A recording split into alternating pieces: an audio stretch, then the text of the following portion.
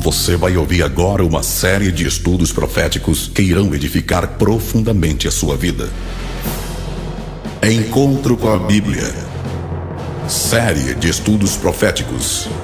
Pastor Abraão de Almeida, um dos maiores especialistas em profecia bíblica, mostra de forma clara e precisa todo o programa de Deus concernente aos últimos dias.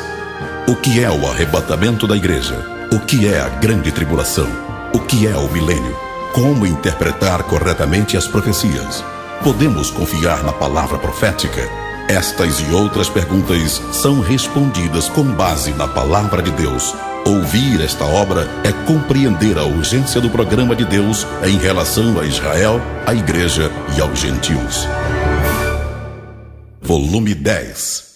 As duas bestas do Apocalipse. A Batalha do Armagedon. O ditador do mundo. O ponto culminante da angústia de Jacó será por ocasião da Batalha do Armagedon, quando o ditador mundial comandará todos os exércitos do mundo contra Jerusalém. A primeira besta será o mais terrível tirano sobre a terra, o instrumento cruel da ira e do ódio de Satanás contra Deus e Israel. A sombria figura do ditador do mundo aparece em muitas partes da Bíblia. No livro profético de Daniel, ele é o desolador, a abominação desoladora, o chifre pequeno, o rei feroz de cara, o príncipe que há de vir e o rei que fará conforme a sua vontade. Nos escritos de Paulo, ele é o homem do pecado, o filho da perdição, o perverso, segundo as Tessalonicenses 2:3. No último livro bíblico, é ele a besta que ganhará o apoio de todo o mundo mediante promessas de paz, prosperidade e segurança. Em resumo, a primeira besta será o mais terrível tirano sobre a terra, o instrumento cruel da ira e do ódio de Satanás contra Deus e Israel. Segundo Scofield, a besta que sobe do mar se identifica com o cavaleiro do cavalo branco de Apocalipse 6:2, que começa sua obra com a conquista pacífica de 3 dos 10 reinos em que estará dividido então o primitivo Império Romano, para em seguida estabelecer a tirania eclesiástica e política descrita em Daniel 8, 9, 11 e Apocalipse 13, versículos 1 a 8. A ele concede Satanás o poder que ofereceu a Cristo no deserto da Judéia, poder que Cristo rejeitou e que a primeira besta aceitará. Mateus 4, versículos 8 e 9 e Apocalipse, capítulo 13, versículo 4.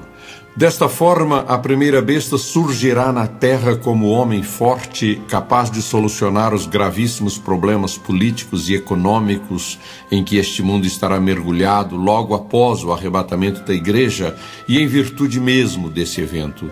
Ele demonstrará um poder de liderança tão grande que ganhará a confiança de todos. A falência dos atuais sistemas de governo favorecerá a ascensão do último imperador mundial antes do estabelecimento do milênio. Não é por acaso que está aumentando em todo o mundo o número de entidades políticas e religiosas favoráveis ao internacionalismo, a um só governo, o governo mundial.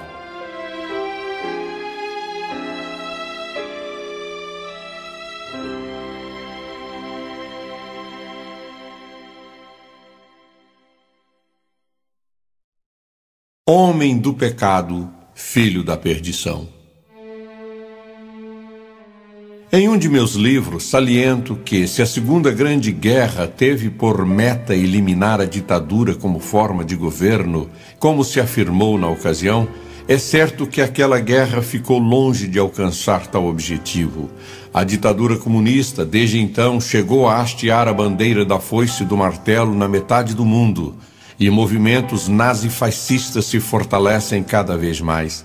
Parece que o trágico destino dos povos é o de se tornarem presa de cruéis regimes totalitários até chegarem finalmente à mais feroz de todas as ditaduras políticas. A Bíblia prevê a restauração do Império Romano e a manifestação de seu último cabeça. Daniel escreveu acerca do animal representativo do último Império Mundial. O quarto animal é um quarto reino que aparecerá na terra. Será diferente de todos os outros reinos e devorará a terra inteira, despedaçando-a e pisoteando-a. Os 10 chifres são 10 reis que sairão desse reino. Depois deles um outro rei se levantará e será diferente dos primeiros reis.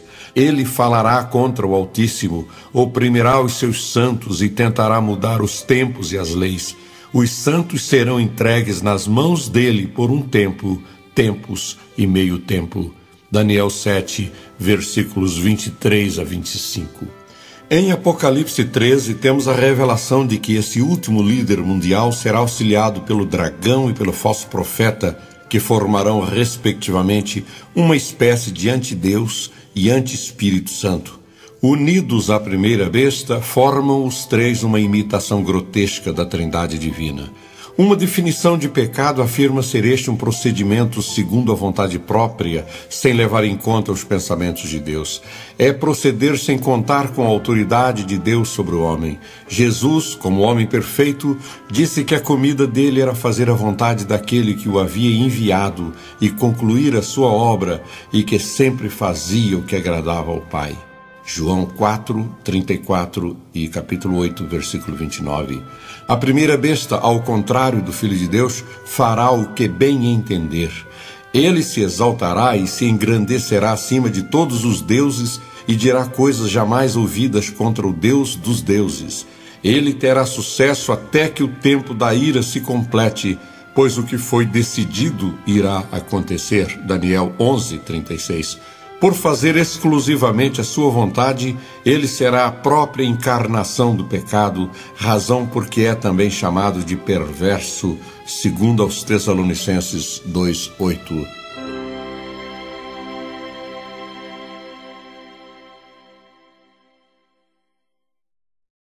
O Papa e a primeira besta. Muitos teólogos e líderes protestantes, baseados principalmente no capítulo 17 de Apocalipse, afirmam que o Papa ou o Papado é que será a primeira besta, e até mesmo autoridades do catolicismo romano acham que um falso Papa será a besta mencionada no último livro da Bíblia.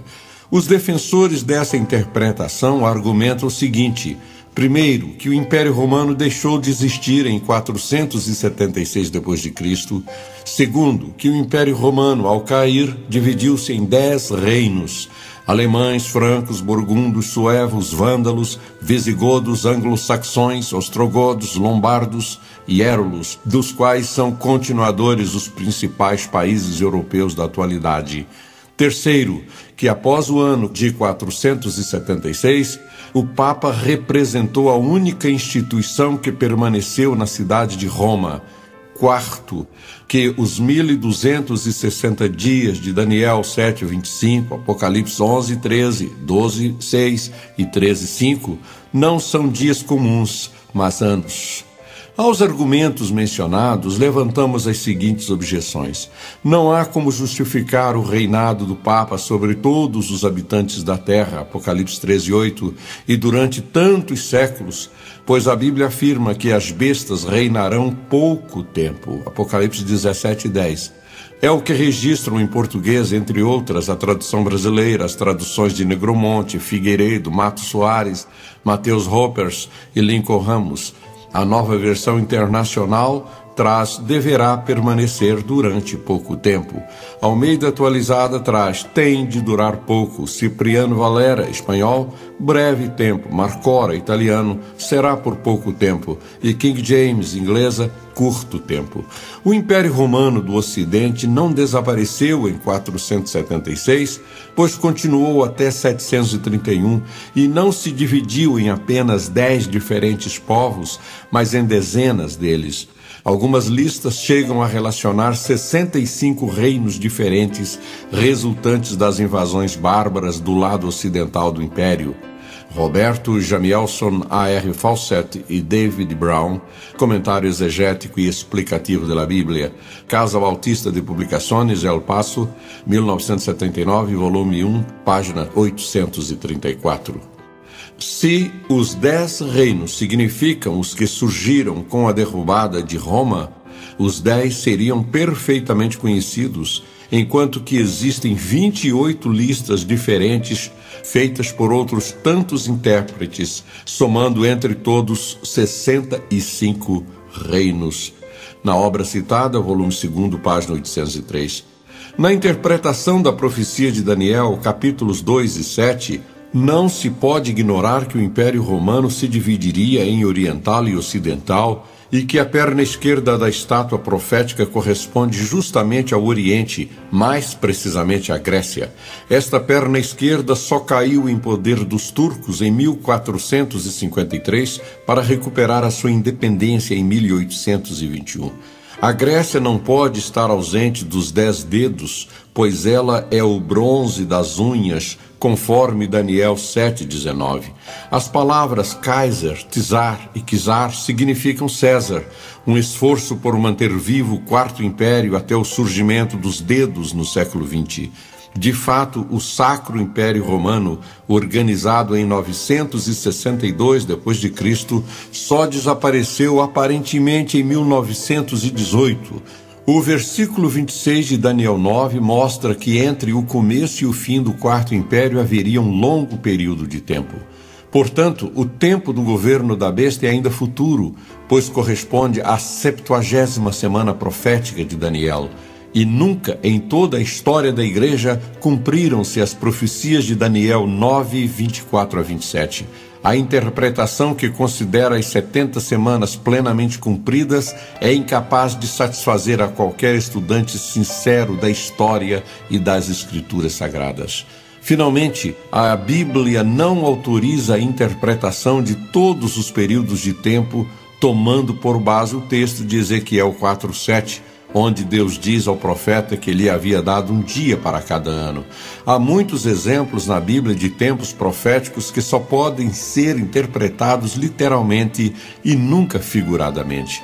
No caso da passagem de Ezequiel, se aplicada a teoria do dia-ano, teríamos de admitir que o profeta esteve deitado sobre o seu lado direito durante 40 anos. Em Números 14:34, um ano de peregrinação no deserto foi fixado para cada dia dos 40 que os espias exploraram Canaã. Porém, os dias, tanto em Ezequiel como em Números, eram simplesmente o tipo ou a razão dos anos, os que eram anunciados como haviam de ser cumpridos. Na parte profética do texto de Números, os anos são literais, pois, se aplicada a este caso a teoria do dia-ano, seriam então 14.400 anos. Salientamos, todavia, que a primeira besta distingue-se dos muitos ditadores anti-israelitas e anticristãos que têm surgido ao longo da história, e distingue-se também do espírito do anticristo. Esse espírito está presente nos anticristos, mas não é ele o anticristo.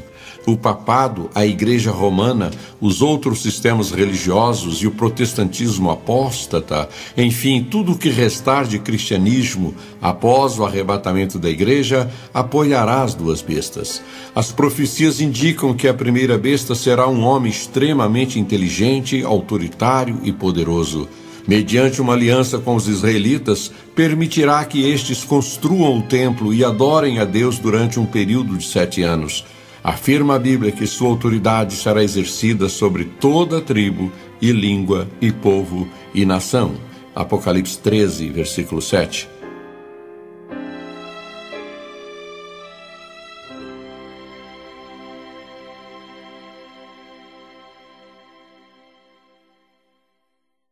A primeira besta em Daniel e no Novo Testamento.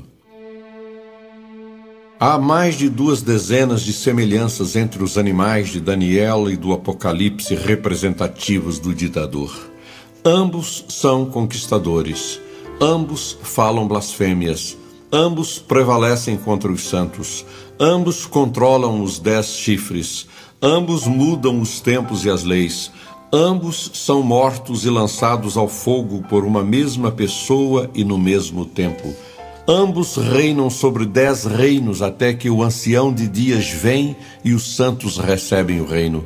Ambos continuam por o mesmo tempo e são destruídos na segunda vinda de Cristo. Imediatamente após a morte dos animais proféticos, que apontam para os 4 reinos mundiais, será estabelecido o reino dos céus. Ainda outras semelhanças entre as bestas de Daniel e Apocalipse. Ambas surgem entre os 10 reinos e abatem a 3 deles. Ambas surgem depois dos 10 reinos. Ambas indicam reis de aparência feroz. Ambas usam de astúcia para prosperar e exaltam-se a si mesmas. Ambas lutam contra Cristo em sua vinda. Ambas fazem acordo por sua própria vontade pelo mesmo período e ambas são destruídas sem mãos. Ambas causam a grande tribulação e ambas são derrotadas na segunda vinda de Cristo.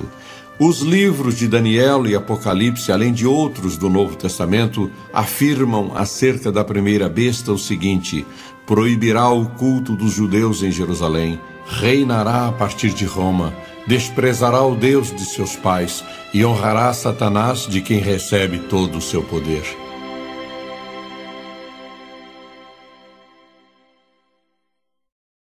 O cabeça da futura Igreja Mundial.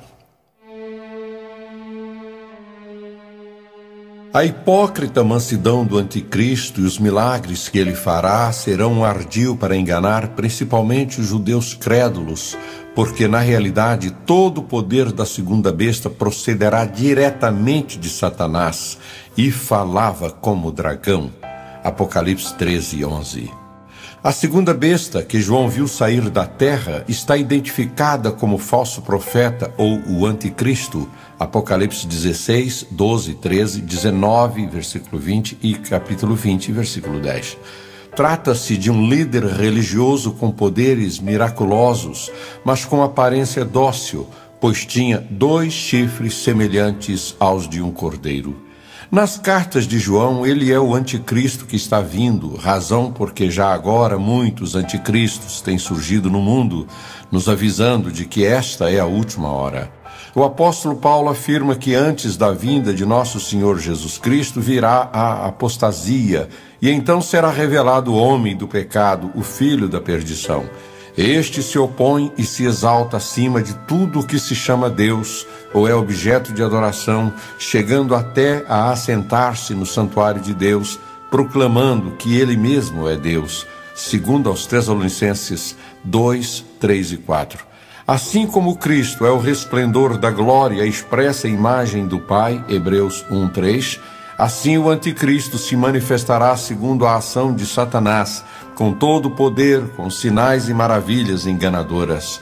Ele fará uso de todas as formas de engano, da injustiça, para os que estão perecendo, porquanto rejeitaram o amor à verdade que os poderia salvar. Segundo aos Tessalonicenses 2, 9 e 10. Da mesma forma como Jesus foi enviado por Deus com milagres, maravilhas e sinais que Deus fez por meio dele, assim também Satanás enviará o anticristo com todo o poder, com sinais e maravilhas enganadoras. Ele tudo fará para imitar as realizações da terceira pessoa da Trindade na qualidade de anti-Espírito Santo.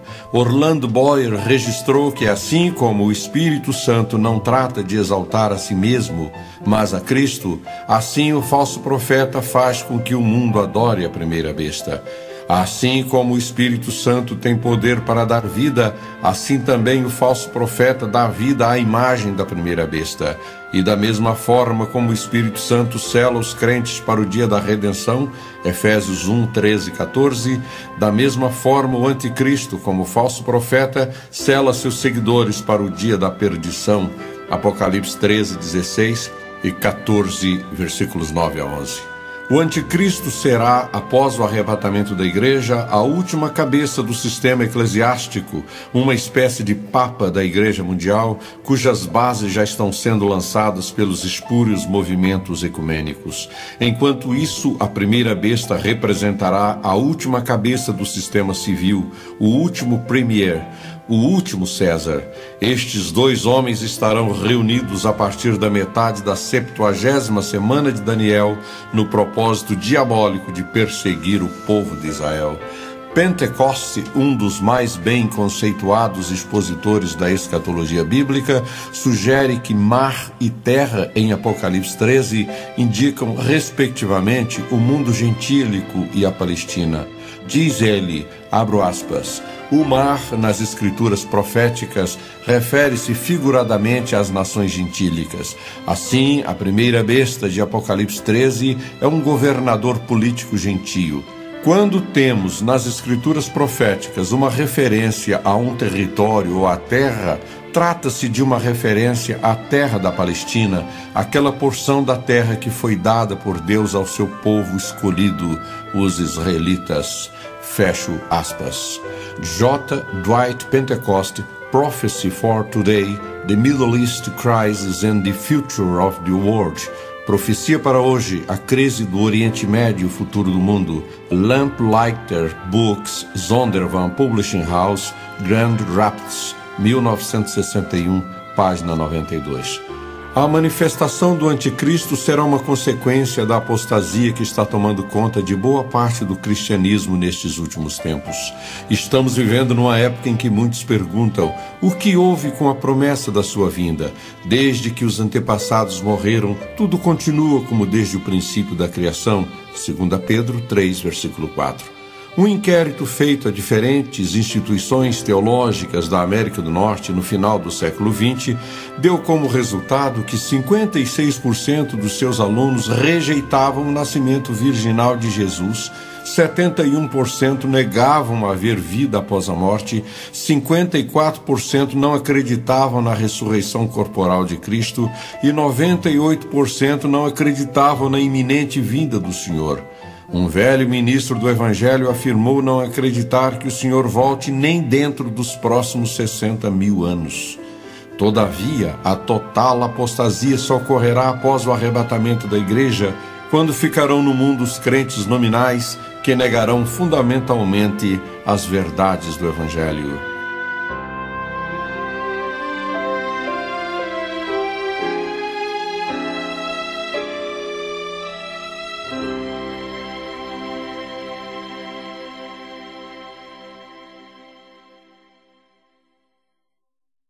Um super Uri Geller?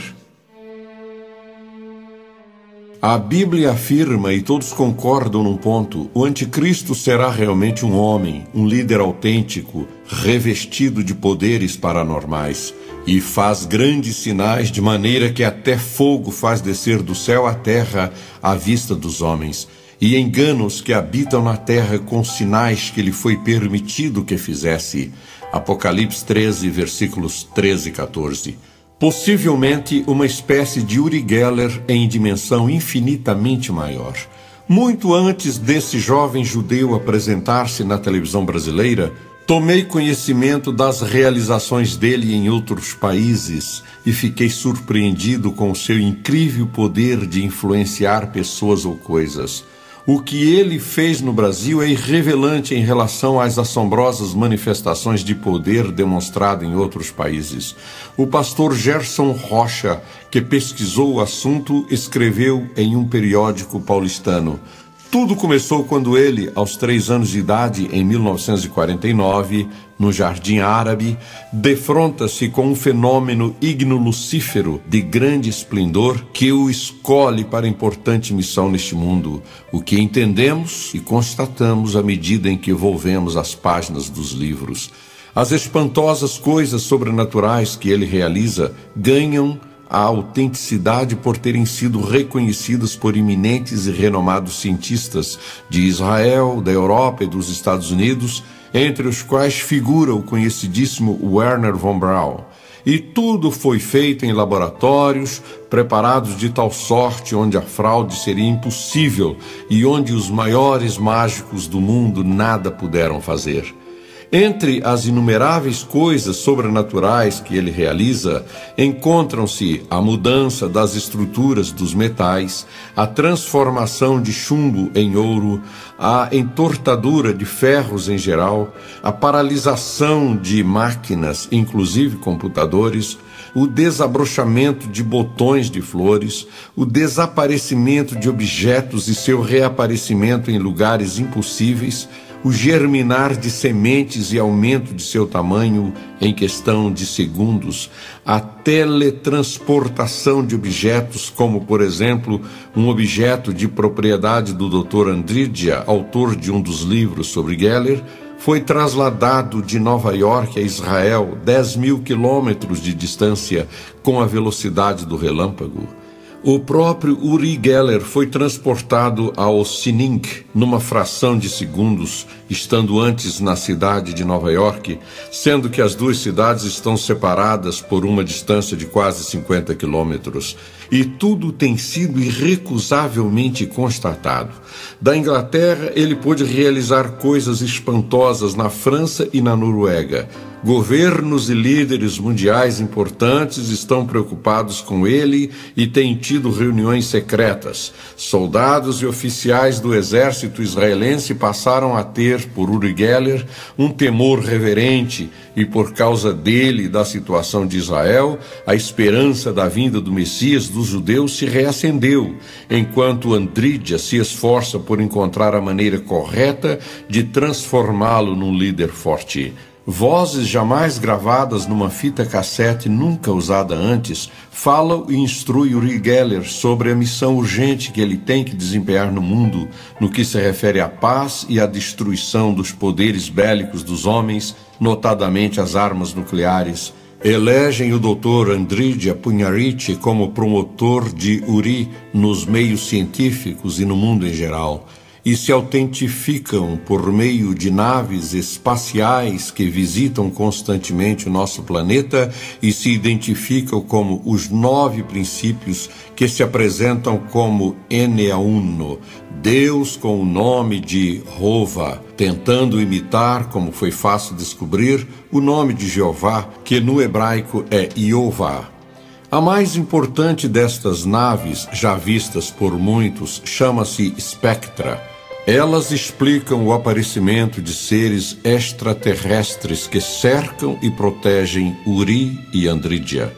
Jornal Palavra da Vida, Acampamento Palavra da Vida, Atibaia, São Paulo. O pastor Rocha explica ainda que Uri, no hebraico, significa minha luz, e que ao dizer Uri Geller, o mundo inconscientemente acaba dizendo minha luz é Geller. O próprio Geller, em sua autobiografia, conta um incidente ocorrido com o Dr. Von Braun. Abro aspas. Pedi que o Dr. Von Braun tirasse sua grossa aliança de ouro do dedo e a pusesse na palma aberta da mão. Comecei a me concentrar nela. Botei minha mão perto da dele, cuidando para não tocar nem na mão nem no anel. De repente o anel entortou, adquirindo um formato oval. O Dr. Von Braun admitiu que antes estava céptico, mas que agora tinha ficado completamente espantado. Não conseguiu encontrar explicação para o fenômeno. Mais tarde declarou a um repórter: Geller entortou minha aliança de ouro sem tocar nela enquanto estava na palma de minha mão.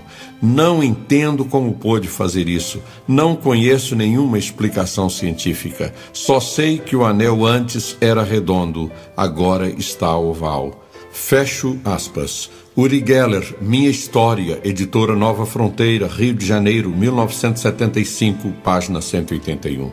Ao tomar ciência desses fatos, minha mente voltou-se para a palavra de Deus e convenci-me de que ali estava, quem sabe, um precursor do anticristo, que exercerá influência numa escala incomparavelmente maior. É possível que, quando o novo Império Romano começar a exercer seu controle sobre as nações ocidentais da Europa, o anticristo surja assombrando o mundo e ditando soluções para o caos econômico, político, moral e espiritual em que o mesmo se encontrará.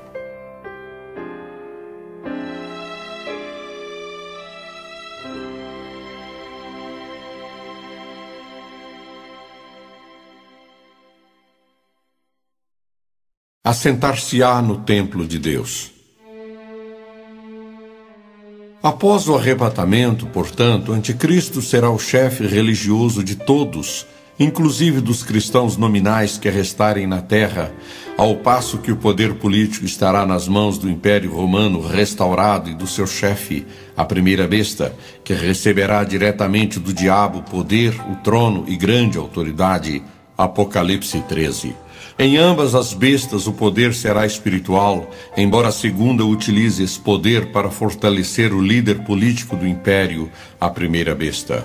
O domínio do anticristo se estenderá a todos os povos, pois exercerá todo o poder da primeira besta em nome dela, e fazia a terra e seus habitantes adorarem a primeira besta.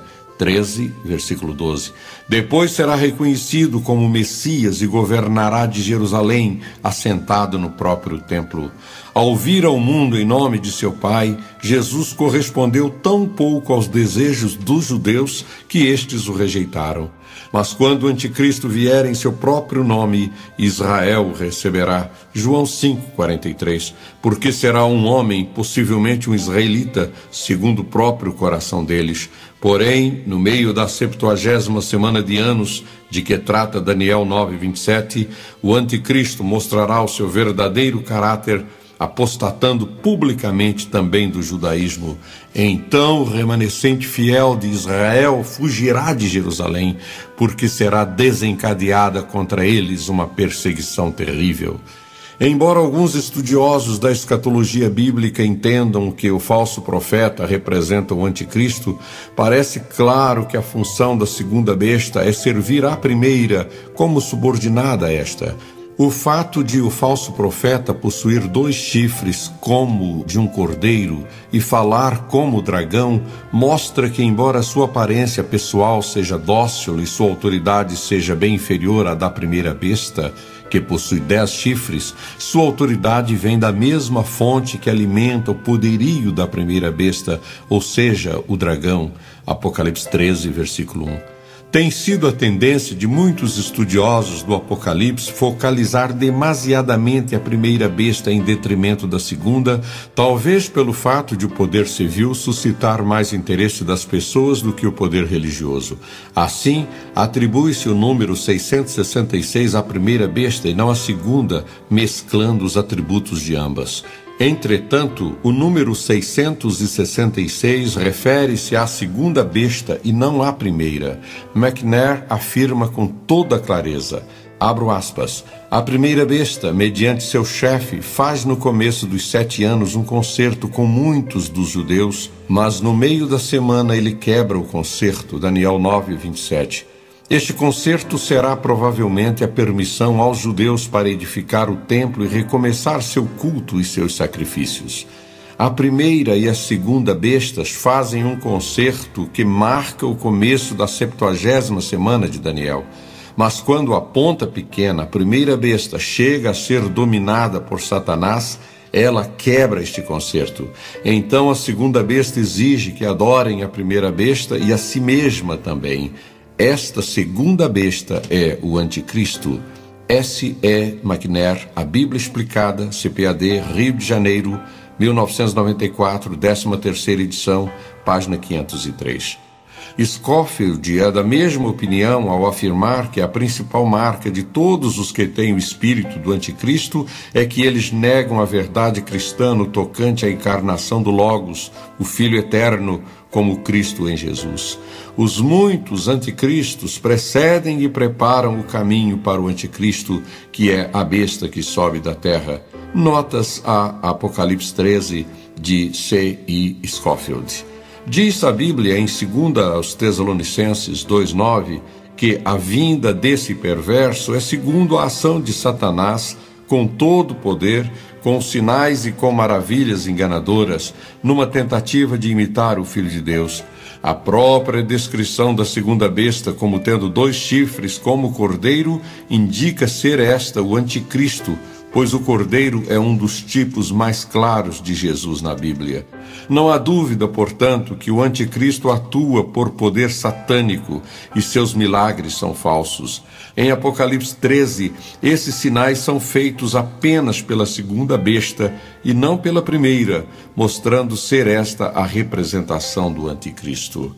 Nenhuma das duas bestas, entretanto, poderá destruir os poderes deste mundo, pois Deus Pai tem reservado este ato para o Senhor Jesus Cristo, o único que possui 7 chifres. Apocalipse 5:6, a plenitude do poder político. Quando tudo parecer perdido para a humanidade, quando o governo humano mais uma vez mostrar-se incapaz, e quando a destruição do próprio planeta parecer inevitável, Jesus aparecerá nas nuvens com poder e grande glória, acompanhado também da sua igreja glorificada. Ele virá como Rei dos Reis e o Senhor dos Senhores, como juiz para destruir aqueles que destroem a terra. Apocalipse 11:18. Ele intervirá nos destinos do mundo para evitar que a raça humana seja totalmente extinta pela loucura dos homens. Finalmente, ele virá como aquela pedra da visão de Nabucodonosor, que se soltou sem auxílio de mãos, atingiu a estátua nos pés de ferro e de barro e os esmigalhou. Então o ferro, o barro, o bronze, a prata e o ouro foram despedaçados, viraram pó, como o pó da debulha do trigo na eira durante o verão. O vento os levou sem deixar vestígio, mas a pedra que atingiu a estátua tornou-se numa montanha e encheu a terra toda. Daniel 2, 34 e 35.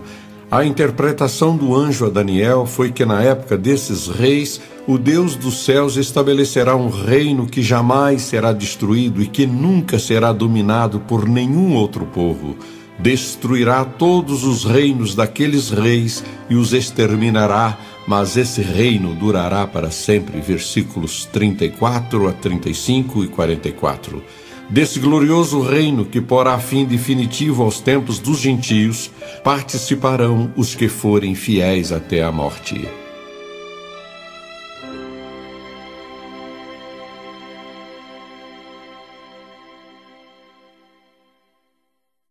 Similaridades e contrastes. Similaridades entre as duas bestas. Ambas são debaixo da terra. Ambas são aliadas fiéis em seu propósito. Ambas sofrem o mesmo destino. Ambas são imitações do Cordeiro, a segunda mais do Espírito Santo. Ambas são pessoas reais. Contrastes entre as duas bestas. A primeira sobe do mar, a segunda sobe da terra. A primeira é instrumento de Satanás, a segunda é instrumento da primeira besta. A primeira é vice-regente de Satanás, a segunda vice-regente da besta. A primeira exerce poder secular, a segunda exerce poder espiritual. A primeira é cabeça política, a segunda é cabeça eclesiástica. A primeira possui 10 chifres, a segunda possui 2 chifres. A primeira seria um gentio, a segunda seria um judeu. A primeira possui autoridade suprema, a segunda autoridade limitada, subordinada. A primeira glorifica a si mesma, a segunda glorifica a primeira besta. A primeira aparece primeiro, a segunda aparece depois. A primeira governa de Roma, a segunda governa da Palestina. A primeira possui inteligência notável, a segunda possui sabedoria notável. A primeira é um falso Deus, a segunda é um falso profeta.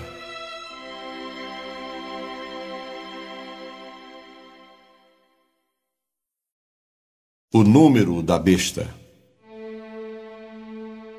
O apóstolo João fecha sua descrição da besta que subiu da terra com um verdadeiro enigma. Aqui há sabedoria. Aquele que tem entendimento, calcule o número da besta, pois é número de homem. Seu número é 666. Apocalipse 13, 18.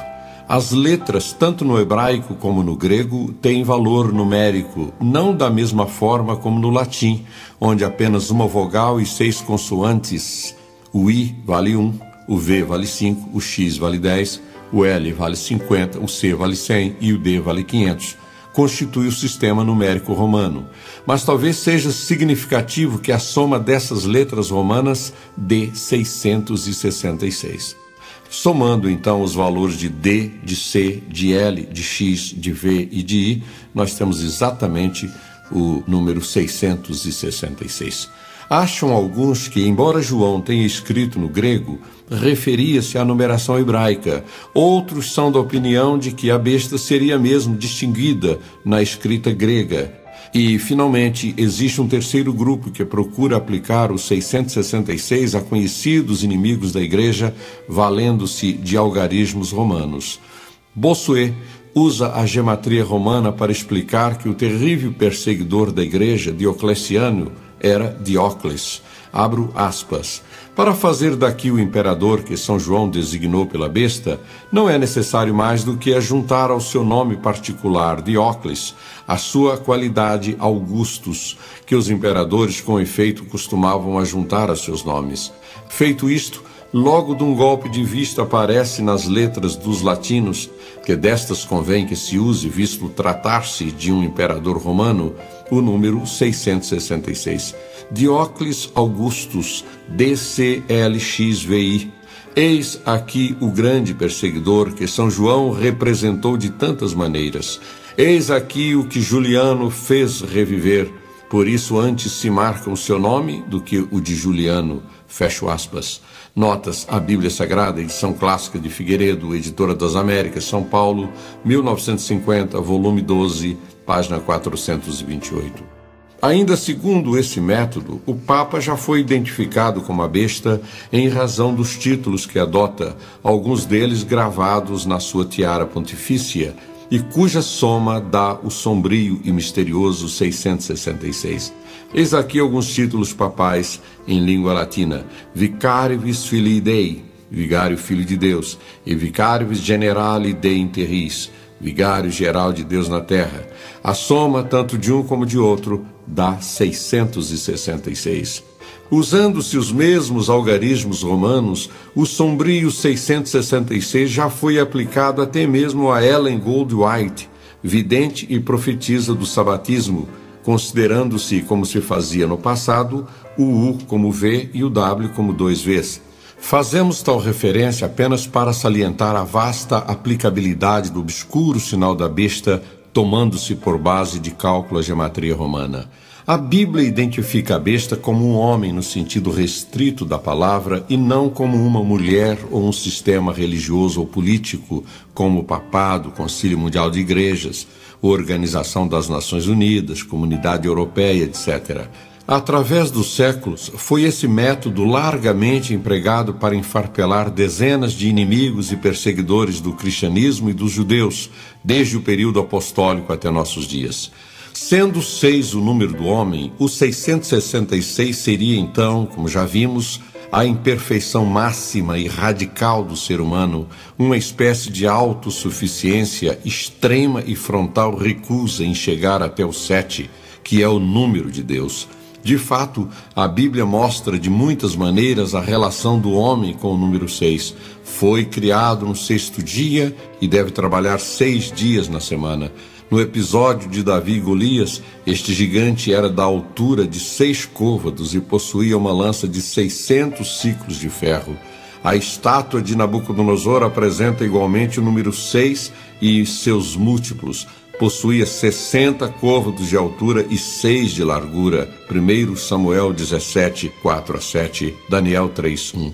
Em Golias, vemos o homem na sua força desafiando os exércitos de Deus e ao próprio Deus.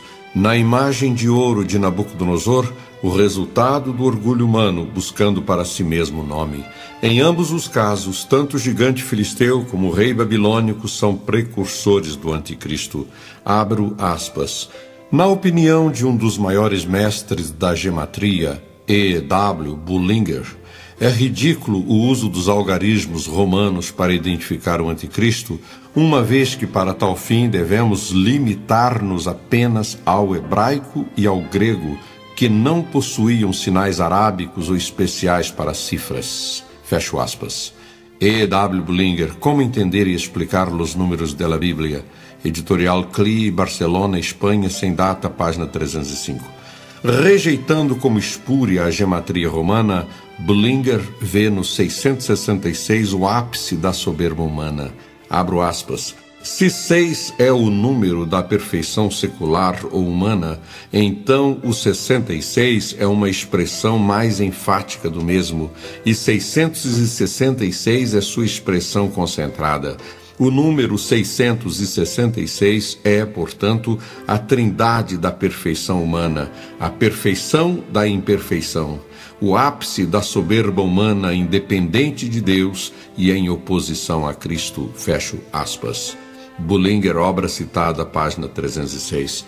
De acordo com Bullinger, o número 666 era usado nos antigos mistérios pagãos como um símbolo secreto relacionado com a adoração do diabo. O correspondente moderno daqueles mistérios é o movimento de nova era que acopla em si mesmo o espiritismo em suas variadas formas, a teosofia, a astrologia, a ufologia, a maçonaria e diversos outros grupos ocultistas. Era comum nos antigos mistérios pagãos trazerem estampado o número 6 e por isso o grande símbolo secreto era SSS, porque a letra S, estigma, no alfabeto grego, simboliza o número 6. Mas essa letra, em uma forma peculiar semelhante a uma serpente, era misteriosamente inserida em 6º lugar na ordem alfabética em lugar da zeta. É curioso que a palavra estigma significa uma marca, especialmente uma marca feita com ferro em brasa, como se marcavam gado, escravos ou soldados a fim de identificá-los como propriedade de seus senhores, ou mesmo devotos que assim se deixavam marcar como pertencentes a seus deuses. Bullinger comenta, abro aspas, não sabemos por que esta letra e este número permanecem assim associados, exceto que ambos estavam intimamente relacionados com os mistérios egípcios. As 3 letras SSS eram o símbolo de Ísis, que estava assim relacionada com o 666. Além disso, a expressão deste número consiste nas letras inicial e final da palavra Cristo, ou seja, com o símbolo da serpente entre ambos. Fecho aspas. Bullinger, obra citada, página 62. Van Impe, um dos mais conhecidos estudiosos das profecias bíblicas nos Estados Unidos, relaciona mais de 30 grandes empresas e outras importantes organizações que usam abertamente o número 666 com o propósito de ampliar os seus negócios. Por que será que o número da besta está se tornando tão popular em nossos dias? Seria essa popularização dos 666 mais um sinal dos tempos?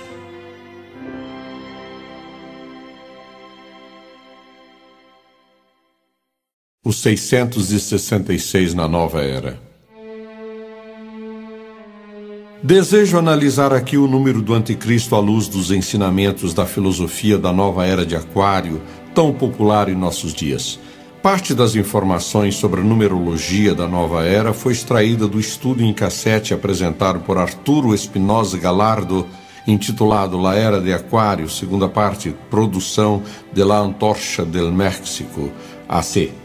Dentro do ocultismo em geral, e principalmente na filosofia da nova era e na cabala hebraica, o número 6 é equivalente ao 9, por ser o inverso deste e vice-versa. O número 7, por sua vez, é considerado um número de mistério, como representante do aspecto espiritual da vida e também como um símbolo da fé cristã pelo fato de ser o número de Netuno na astrologia, que vem a ser o regente de peixes, símbolo do cristianismo. O número 9, ao contrário do 7, representa a vida material em toda a Terra, razão porque é considerado imperecível e fim de todas as coisas. Há muitas razões estranhas que levam os ocultistas da nova era a adotarem esse número como o símbolo da vida terrena. Um grande ano sideral dura 25.920 anos. 2 mais 5 mais 9 mais 2 mais 0 igual a 18. 18, 1 mais 8 igual a 9. O ritmo normal de respiração é de 18 vezes por minuto, que termina em 9. O ritmo cardíaco normal é de 72 batidas por minuto, que termina em 9. Ou de 4.320 batidas por hora, que termina em 9, etc. O número 0, pelo fato de tornar mais poderoso qualquer número a que se agregue, é considerado o número do poder, por ser o número do mais poderoso de todos os planetas, Plutão, que rege Escorpião. O 0 é também considerado o número da eternidade. O número 1 representa o Deus Criador como a causa primeira. Se juntarmos ao número do Criador o número da eternidade até chegarmos à casa do 1.000.000, e dividirmos pelo número espiritual 7, encontraremos o número 142.857, que é conhecido desde a antiguidade como número sagrado, pelo fato de, somados entre si, resultarem em 27, que por sua vez corresponde ao 9, 2 mais 7 igual a 9, que representa no ocultismo o número da vida material neste mundo. Partindo do princípio de que o 9 é indestrutível, pelo fato de resultar sempre em 9, qualquer que seja o número por ele multiplicado, 9 vezes 3 igual a 27, igual a 9, 9 vezes 7 igual a 63, igual a 9, 9 vezes 9 igual a 81, igual a 9, etc, etc. E também porque a soma de todos os números do nosso sistema numérico, 1, 2, 3, 4, 5, 6, 7, 8, 9, é igual a 45, que por sua vez é igual a 9, resulta em 9, conclui os adeptos da nova era que a vida material é indestrutível por si mesma, o que significa que não precisamos necessariamente morrer. Aplicando essa gematria aos 666 de Apocalipse, encontramos 18. 6 mais 6 mais 6 igual a 18, que por sua vez nos leva ao mesmo 9. 1 mais 8 igual a 9, como o número sagrado da eternidade dentro da filosofia da nova era. Assim, há uma íntima relação da nova era com o anticristo da Bíblia. Na Bíblia, o 7 é número-chave, que indica perfeição espiritual e corresponde a uma espécie de marca registrada da inspiração divina das Escrituras. A filosofia da nova era, entretanto, enaltece não o número 7, mas o 9, que é também o número de Marte, o planeta da guerra, regente de Ares. Adolf Hitler, por sinal, era ariano e tem sido chamado pelos ocultistas como o Senhor da Grande Guerra. É flagrante a associação do número 9 com práticas ocultistas e pagãs. O catolicismo romano tem o seu novenário, com os seus 9 dias de rezas. A maçonaria, que se baseia na astrologia, possui a Ordem dos 9 Cavaleiros, em cujo funcionamento se usa 9 rosas, 9 luzes e 9 golpes. A alquimia identifica com o número 9 ao dragão vermelho, e este na Bíblia simboliza o próprio Satanás. Apocalipse 12, 3, 13, 2, 16, 13 e 22. Fica claro então que o número 9 é íntimo do 6 e ambos apontam para o homem e para o anticristo.